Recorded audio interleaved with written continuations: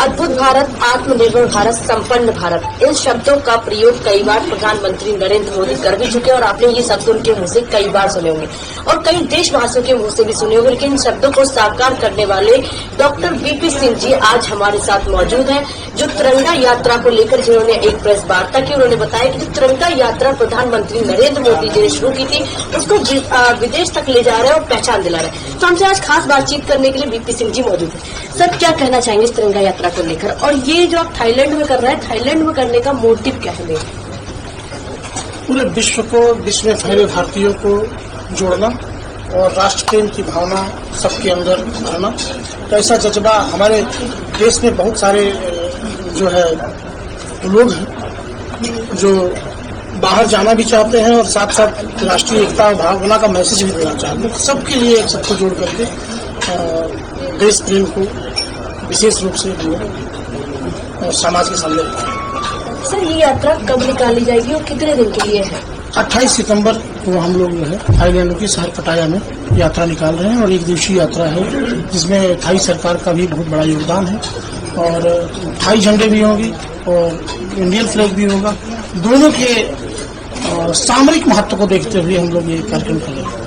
अगर बात करें तो प्रधानमंत्री नरेंद्र मोदी ने भी घर घर तिरंगा यात्रा शुरू की थी, तो क्या भारत सरकार की तरफ से कोई बड़ा मंत्री आपके साथ इस तिरंगा यात्रा में शामिल होगा? बिल्कुल, मैंने भारत सरकार से बात की है और मुझे आशा है कि भारत सरकार का पूरा सहयोग है। सर, मैं आपकी प्रेस वार्ता सुन रही थी, आपने कई मुद्दों पर चर्चा की। आपने तिरंगा यात्रा को लेकर बहुत लोग बात कर चुके, लेकिन वो उस पर बात नहीं कर रहे। तो सर, जैसे आपने हिंदी को लेकर बहुत बात बोली कि आपने हिंदी जो है हमारी मातृभाषा है, लेकिन वो ऊपर तक नहीं पहुंच पाई। हमारे देश में लोग हिंदी को दबा रहे हैं या फिर बात नहीं कर रहे हैं, हिंदी बोलने में शर्माते हैं। तो सर, हिंदी के लिए आप कैसे काम करेंगे? देखिए, हिंदी हमारी मातृभाषा है। अगर माँ को पहचानेंगे नहीं तो हमारा विकास कैसे होगा? क्योंकि अस्तित्व मेरा किससे है? माँ से है और माँ हमारे लिए आदरणीय है, वंदनीय है, पूजनीय है। इसलिए भाषा भावनाओं की आदान प्रदान का साधन है और हर देश में, आप छोटे छोटे देश में चले जाइए, युगांडा में चले जाइए, वहाँ की लोकल भाषा सीखनी पड़ेगी। जो हमारे भारतीय राजदूत गए हैं वहाँ की लोकल भाषा सीखते हैं तो काम होता है। लेकिन भारत एक ऐसा देश है जहाँ हिंदी सीखिए न सीखिए कि अंग्रेजी सीख करके काम करें, इसका मतलब कहीं ना कहीं भाषाई रूप से गुलाम है।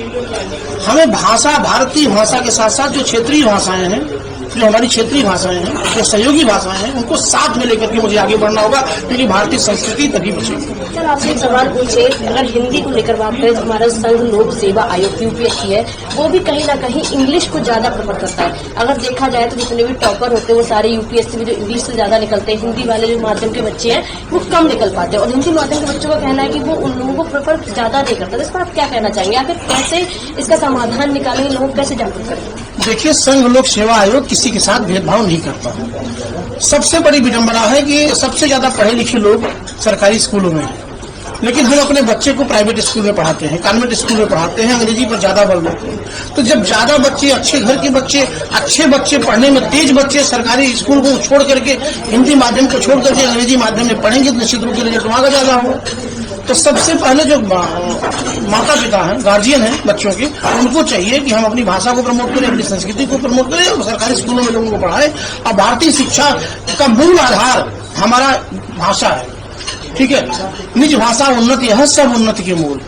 गांधी जी ने भी कहा था, गांधी सपना था कि स्वतंत्रता के बाद सारे सरकारी कामकाज हिंदी में हो। आज नहीं हो पाए, सब अंग्रेजी में कर रहे हैं। दुर्भाग्य है, देश का विडंबना है। हमें हिंदी को आगे बढ़ना चाहिए, हिंदी को अनिवार्य करना चाहिए और निश्चित रूप से जो रिजल्ट आएगा सब हिंदी में आएगा। अंग्रेजी में क्यों आएगा आप बताइए? अंग्रेजी में इसलिए आ रहा है कि हम आप अपने बच्चे को अंग्रेजी में पढ़ा रहे हैं। आपके घर में आपने उससे सवाल किया, लेकिन आपके घर का भी कोई न कोई बच्चा अंग्रेजी स्कूल में पढ़ रहा होगा, पढ़ रहा है, क्यों पढ़ रहा है? पहले इसको खुद को सोचो, रोजो, उत्तर मिल जाएगा। सर, एक आपने किसानों के लिए बहुत अच्छी बात की, क्योंकि आज जो किसान है वो नहीं चाहते उनका बेटा किसान बने। तो किसान कहीं ना कहीं इसलिए भी नहीं चाहते, फैसिलिटी नहीं मिल पाती है और आज तक खेती करते तो कहीं ना कहीं बहुत पीछे रह जाते हैं। उनके लिए सरकार बहुत सारी नीतियां लाती है लेकिन उसका लाभ नहीं मिल पाता। तो इस तरह से आप किसानों के लिए किस तरह से जागरूक करेंगे और उनके लिए क्या काम करेंगे? देखिए, अगर शब्दों से हम कहते हैं किसी को शब्दों में बयां करो तो उसका कोई मतलब नहीं होता है। एहसास होता है, अगर किसी का सम्मान कर रहे हैं तो सम्मान में उसको बोलना ना पड़े, एहसास हो जाए, ठीक है, तो सम्मान है। किसान अन्नदाता है। हम कितना भी पैसा कमा लें लेकिन चांदी के चावल तो कभी नहीं खाएंगे, न उसको घोल करके पिएंगे। प्यास लगेगा तो पानी पिएंगे, भूख लगेगा तो अन्न ग्रहण करेंगे। तो किसान को जो सम्मान मिलना चाहिए वो नहीं मिल रहा है। अब आप देखिए, सबसे बड़ी बात है कि देश में शिक्षा का जितना स्तर ऊपर होगा, देश उतना विकास करेगा। आज स्थिति ऐसी है, किसी की चाय की दुकान पर चले जाओ आप, एक प्रोफेसर साहब एक कुर्सी केवल हो वहां और एक प्रोफेसर साहब उस कुर्सी पे बैठे हो, चाय वाला चाय बना रहा हो, किसी में कोई सिपाही आ जाए तो चाय वाला बोलता है साहब जरा उठ जाइए, साहब आए हैं। जब आपकी ऐसी भावना होगी, तो अंग्रेजियत की भावना है कि पहले अंग्रेजी लोग आते थे, हम उनका ड्रेस देख लेते थे, घर में घुस जाते थे क्योंकि गुलाम थे हम।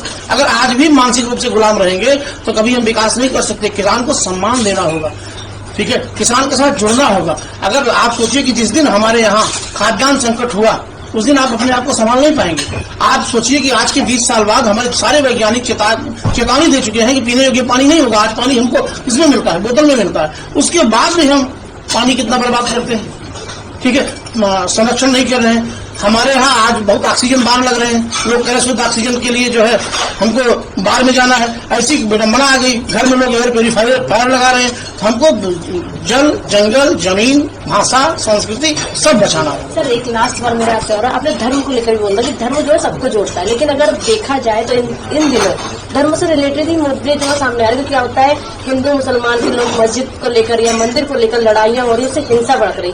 तो आप क्या कहना चाहेंगे? जो धर्म के लिए आपने बोला कि सबको जोड़ता है, लेकिन कहीं ना कहीं अगर हम भारत में देखें या फिर दिल्ली की ही बात कर ले तो अभी एक मुद्दा जहाँ आया था, अभी हरियाणा में लोगों का जो दंगा देखने को मिला, ये धर्म सांप्रदायिक मुद्दे होते जो लोगों को तोड़ है, तो उस पर लोगों को कैसे इस समस्या का समाधान निकालना चाहिए?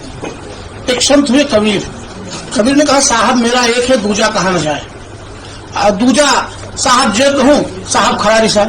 तो ईश्वर एक है, सूरज एक है जो आपको प्रकाश देता है और हर वर्ग के हर धर्मावलंबियों को प्रकाश देता है। चंद्रमा एक है जो शीतलता देता है। बंटवारा कहाँ है? प्रकृति ने कहाँ बंटवारा किया? गंगा का पानी आप पीजिए तो आपके भी प्यास बुझ जाएंगे, हम पिएंगे तो दूसरे मजहब का आदमी पिएगा तब भी उसका भी प्यास बुझ जाएगा। जो लोग नहीं जानते हैं, जिनको जानकारी का अभाव है, वो धर्म को आधार बना करके समाज को बांटने का काम कर रहे हैं। इसीलिए कबीर ने कहा, अरे इन दोनों राह न पाई, हिंदू आपन करे बड़ाई कागर छुअल न गई और बेस्या के पाई तो तरसोए इन देखा है दुआई। और मुसलमान के पीर औलिया मुर्गा मुर्गी खाई, खाला केरी बेटी ब्याह घर में करे सगाई। अरे इन दोनों राह न पाई क्यों कर रहे हैं? वो किसी जाति विशेष पर वार नहीं कर रहे हैं, वो जो हम लोग बांट रहे हैं अपने आप को उस पर वार कर रहे हैं, क्योंकि ईश्वर तो प्रेम से मिलेगा, ठीक है। और राम कौन है? जो या ईश्वर कौन है? अल्लाह कौन है? खुदा कौन है?